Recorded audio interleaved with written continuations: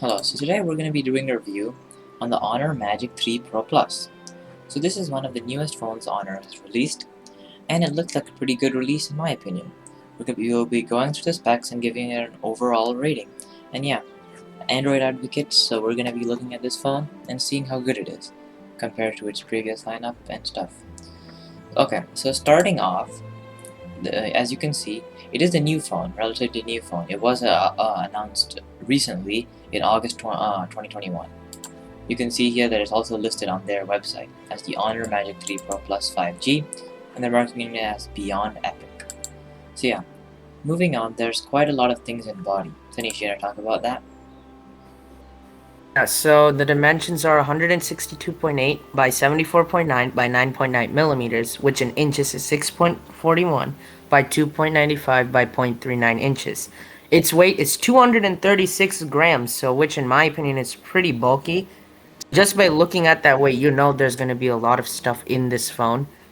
It has a glass front and a ceramic back. Again, there's the aluminum frame, which will guarantee you a good structure for your phone. It won't break as easy. It's dual SIM, and it's IP68, which you find in latest phones Yeah, of dust and water it has resistance. So it's 6810 pretty good body specifically. overall. Yeah, I agree. It's pretty good from what I'm seeing here. Okay, so moving on, we're gonna talk about the display a bit. Here on their website, you can see it does show, it does mention the specs. It is 6.76 flexible OLED display. It does have some curvature over here, and as you can see, there is an 89-degree curvature when they're showing this animation. You can see that.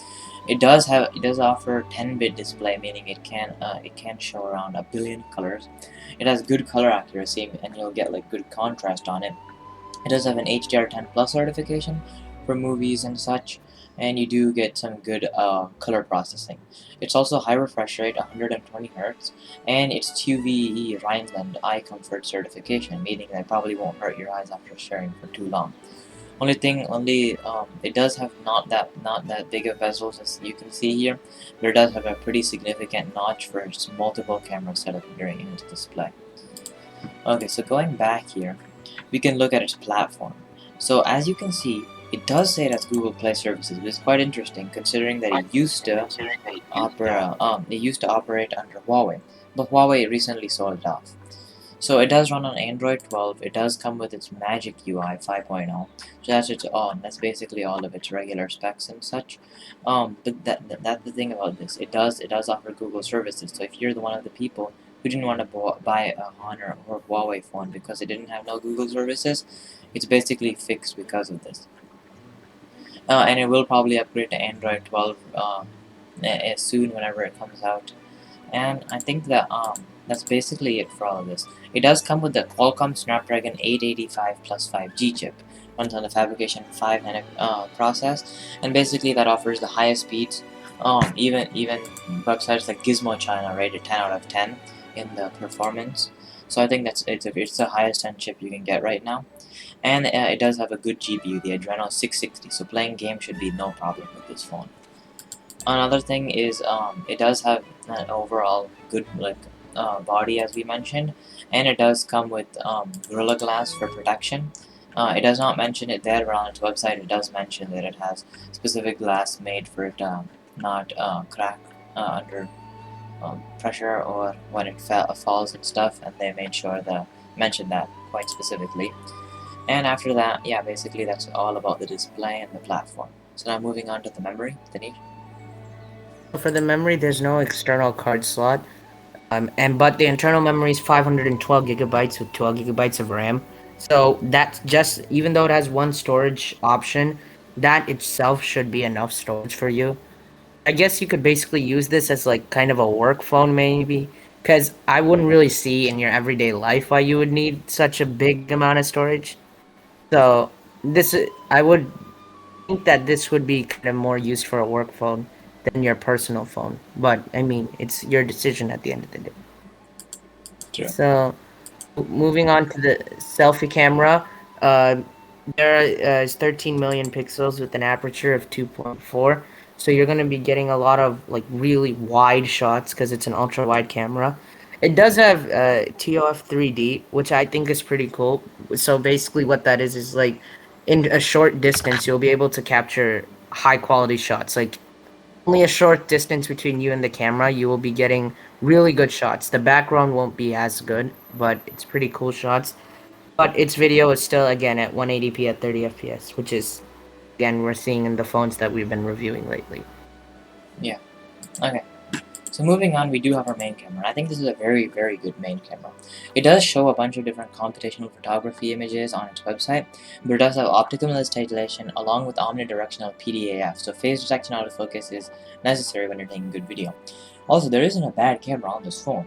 50 megapixel, it does say, yeah, 50 megapixel wide angle with aperture of 1.9, and you'll probably get very good foregrounds and backgrounds, and probably very crisp at such too. And it mentions that its computational photography is practically great at this point. And it shows all the different types of stitching that it does together through the different color profiles. And you can also see the good contrast that it's giving through its phones. And here is actually a pretty good detailed description. This is the wide camera. You can see that it zooms in, and considering the fact that it does have a 3.5 optical image optical zoom camera with optical image stabilization 2 and 10 times hybrid zoom with a 64 megapixel telephoto. It does have good aperture and it gives good detail when you're zooming in even 10 times. So 1 to 10 times is like a good amount and you'll still capture as much detail. And look, I think that's a big difference considering that you can barely see it in this, but then here you see that boats in great detail. So, moreover, it does have a monochrome camera, which I think is pretty useless. I'm gonna be frank, but I think monochrome cameras, you can instead of this, I would rather prefer a camera such as a depth sensor, even depth sensor I'd prefer, or a good macro camera. But monochrome camera is basically just black and white photos, and it makes only a slight difference from the main sensor. So I would rather just have a main sensor that you can later just like turn into monochrome through editing with one click, rather than an actual dedicated one. I think they just added it there for another camera. There is an ultra wide 64 megapixel though, which is good, meaning that even when you're looking at far and want to capture more detail through like a wider shot, you'll be getting that. And overall, I think that this camera setup is very good. It does have different features, and its video quality can go up to 4K 60 FPS, not quite 8K, but usually you won't be using that, so I think it's overall it's very good, and it has gyro electronic image stabilization.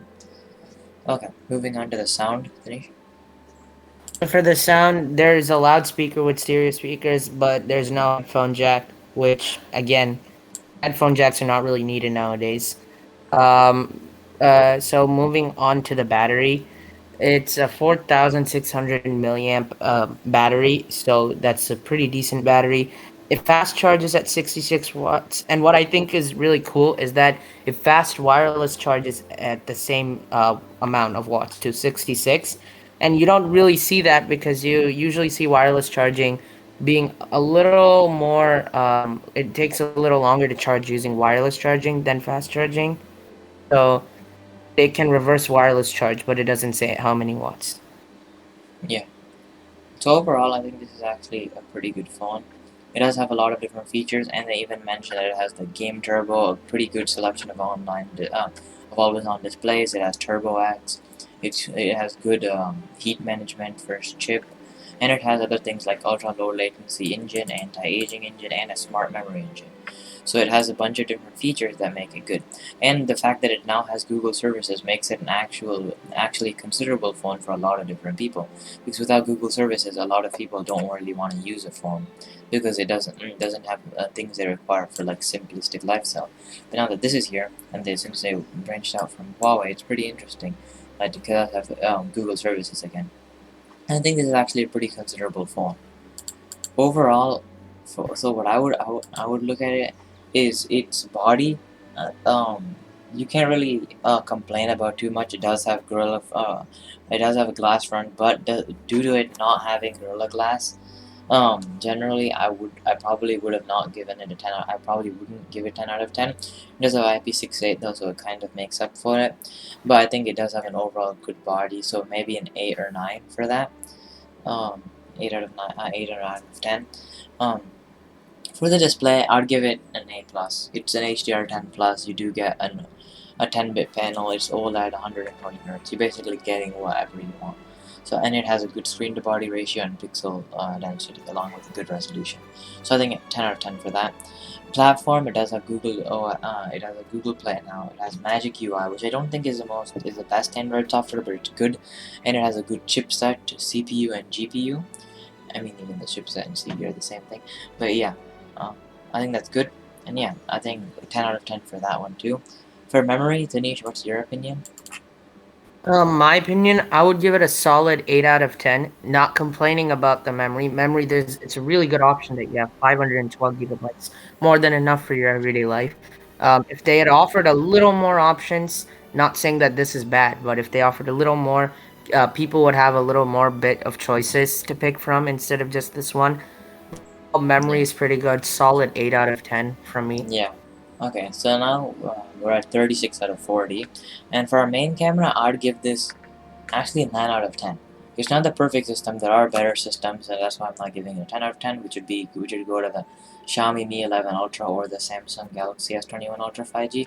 I think this is a very good camera setup, and it doesn't have a bad camera in it. I would still disagree with the use of a monochrome camera, but what are you gonna do? So I'd give it a solid 9 out of 10. So moving on, we're 45 out of 50. And Tanish, what about the selfie camera?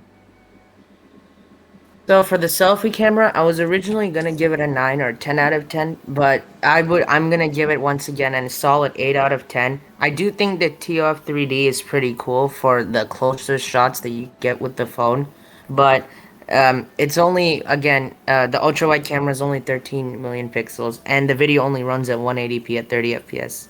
Yeah. But I mean, this is all pretty common in the phones that we review, so solid 8 out of 10.